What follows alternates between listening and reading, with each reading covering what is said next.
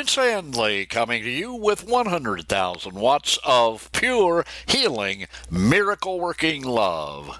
I want to continue our discussion on There's More Than Artificial Intelligence. This will be part 5 dealing with nanotechnology. I'm going to read you some current news dealing with nanotechnology. The University of Texas announced what it's calling the smallest and best nanometer ever built. Mechanical engineer Douglas Fan led a group of engineers who built a motor 500 times smaller than a grain of salt. And that particular nanometer measured only 1 micrometer across. It could fit inside a human cell. By the way, a micrometer, the old term is micron, is 1/1,000,000th of a meter, or 25,000th of an inch. Here's another current news item. Nanopesticides designed for better crop production and disease protection could also mean more toxic algae outbreaks for nearby streams, lakes, and wetlands, researchers report. And here's one you'll really love for you do-it-yourselfers. This is current, this is now. Custom order your own nanomaterials made from patented and well-known greener synthesis methods. Excellent size distribution, emission, brightness, and purity, producing nanoparticles and a focus on quality. You might want to order those right now and get started on that project. Here's another news item. Current nanoparticles give immune cells a boost. Drugs carried in cellular backpacks help T cells to destroy tumors. And finally, tiny particles could help fight brain cancer. Nanoparticles carrying 2 drugs can cross the blood-brain barrier and shrink tumors. Let me remind you what the purpose of this teaching is. As with the previous 4 sessions, our attempt is to both present the advantages of artificial intelligence, while at the same time presenting the potential evil resident in this very science, especially in the hands of evil people with evil motives. Computer scientist Bill Joy and many other writers have identified cluster groups of technological advances that they esteem critical to the future of humanity.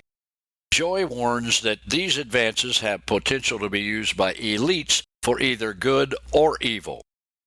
And Elon Musk, who founded PayPal, SpaceX, and Tesla Motors, believes that without oversight, AI could be an existential threat.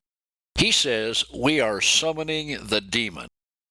Those of you that have listened to the previous 4 sections of this teaching realize that one of my goals is to help us look forward to the potential risk of AI and its branches in the end times. You might say, well, why worry? We won't be living then. My friend, we are living right now at the entrance to the end times. And we should be concerned not only about medical or social decisions we have to make now or in the near future, personally or politically, but also for our progeny, our children, our grandchildren, our great-grandchildren. Last session, we discussed information technology and how the Antichrist, or the beast, the coming global governance leader, will not only control but also monitor the global populace through information technology accessed and utilized by artificial intelligence.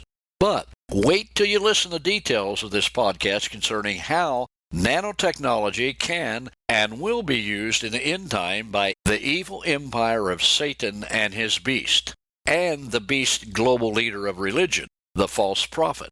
So let me give you an introduction to this session, part 5. If you survived after parts 1, 2, 3, and 4, I have another challenge for you. Let's see if you're up to it. This session will discuss nanotechnology. Nanotechnology potentially provides the ability to order and change molecular and atomic structures. Nanotechnology can be and is already being used to produce changes inside the host body.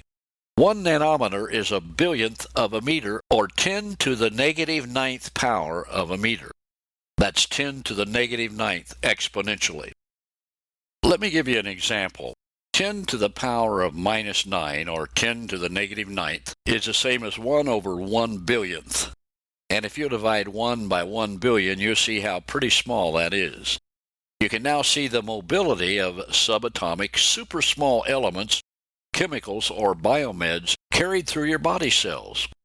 And in this podcast, you will learn how nanotechnology, with its precise subatomic accuracy, and delivery, in conjunction with biotech and artificial intelligence, can be used to enhance the human condition while at the same time approaching, possibly crossing, the point of no return, especially with regard to singularity, cybergenetics, and even robotics. And by the way, we'll discuss singularity next time. So I'm going to cover some details in this podcast that you might not learn in the news or in scientific bulletins or in research papers. By the way, did you know that automatic control systems, especially as regards to artificial intelligence via input to the human brain or brain-machine interfacing, BMI, and nanotechnology will result in internal programming that will substitute for normal human nature, which is concomitant with transhumanism, in other words, being beyond human? So there's some ethical and moral questions. I asked some questions in the first 4 parts of this series concerning valid bioethics and moral questions. Now, think about artificial intelligence with this usage of nanotechnology from a human perspective. I will delve into that a little more during this podcast. Using nanotechnology, biotechnology, human brain-machine interfacing, and other specialties addressed in this teaching, transhumanists strive, or are actively involved, in creating the ultimate human. The chief goal is life extension and biological improvement. However, enhancement versus other modifications can leave a wide spectrum of uncertainty. Transhuman literally means beyond human. Transhumanists consist of life extensionists, techno-optimists, singularitarians, biohackers, roboticists, AI proponents, and futurists who embrace radical science and technology to improve the human condition. The most important name for many transhumanists is to overcome human mortality, a goal that some believe is achievable by the year 2045. Nanotechnology potentially provides the ability to order and change molecular and atomic structures. The same basic building blocks are present in humans as are in the natural world, thus enabling nanotechnology to change human tissues and cells at the molecular level. Better IQ, appearance, and capabilities are key aims of human enhancement. But these enhancements will undoubtedly benefit many. But they also bring up important moral, ethical, and legal questions. Some worry that human enhancements may create undesirable pressures to enhance. Would it be possible to compete for a job if everyone else was enhanced mentally? To compete in athletics if everyone else was strength enhanced? Or compete for a spouse if you are not physically enhanced? These are legitimate concerns, but they're probably not strong enough to prevent or even slow enhancement technologies. People involved in the creative fields would have expanded access to creative streams of thought and implementation. Not only productivity in factories and personal endeavors, but recreation and sports will also be augmented, and also in the military. Scientists in Poland are working on a liquid body armor technology that uses specially designed liquid to protect against bullets. With STF, also known as oobleck, a bullet's force is absorbed by the liquid and then dissipated outwards through the fluid. The U.S. Army is also working on such armor with the University of Delaware. Nanotechnology can be and is already being used to produce changes inside the host's body. In the past, geneticists have used microbiological vectors to transfer animal and plant genes from one species into another. But now, vectors are a new method of transferring or transporting subatomic material. The vectors are essentially biological trucks that transport DNA building materials and agents, workers, into human cell structure. To change a human body, to repair, to enhance, or to fix a mistake, you need a delivery system. Some of these delivery systems can be formulated to time release. The delivery system can be structured via virus or bacteria. A virus can be used like a suitcase where genetic mutation material is packed. And then the goal is to target the specific cells. However, getting the payload where you want it, when you want it, is the nightmare unless you have a map. Virtual receptor mapping, or VRM, is the most exciting development in genetic engineering. cellular tempo, muscle efficiency, oxygenation, neural regeneration, elasticity, sensory function, and pain suppression are all fields of research and development, especially for the military. In addition to the National Nanotechnology Initiative discussed previously, the USA has the Center for Soldier Nanotechnologies, that's CSN, and is working on interfacing the human nervous system with the electronic or machine devices to develop a super soldier, a cyborg soldier. As I mentioned previously, 1 nanometer is a billionth of a meter, or 10 to the minus ninth of a meter.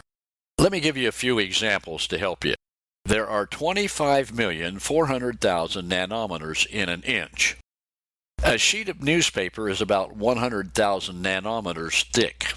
If a marble were a nanometer, then 1 meter would be the size of the Earth. Let me repeat that. On a comparative scale, if a playing marble were a nanometer, then 1 meter would be the size of the Earth. Told you previously how the University of Texas built a motor 500 times smaller than a grain of salt that could fit inside a human cell. Now, let me summarize. A vector can be any vehicle that can carry or transport genetic information and gain entry into a cell. And with genetic mapping, once inside the cell, the workers go about their respective jobs of, number 1, splicing human genes at predetermined locations, or number 2, filling genetic information that can be, at any time, downloaded for production of new hybrid cells. Warning: these cells are not just enhanced cells, they will no longer be human. Let me read that again. Warning: these cells are not just enhanced, they are no longer human cells. Even if new hybrid cells are not produced, the very fact of enhancement, due to the influence of uncertainty, let's call it what it is, modification, could easily have deleterious results. Here's just a few examples. Brain modification allowing receptors to gain access to or receive messages from paranormal and satanic occult sources. Check this one out. Here's another example. Downloading via the transfer of artificial intelligence, AI, information through brain-machine interfacing to give a person the desire for the mark of the beast. In other words, they want to take the mark of the beast. He would love that. Here's another example. Corrupted spermatozoa which could fertilize an ovum, producing a hybrid being. That is, other than normal, a non-human life form. Or a hybrid life form, human and otherworldly combined. And let me give you another example. Receiving fallen, demonically anointed influence via psychoneural pathways. I started studying cybernetics at the age of 16. It intrigued me. Cybernetics has been defined as the scientific study of control, or automatic control system, and communication in the animal and the machine. It basically concerns a closed loop with feedback as to what happens when change happens.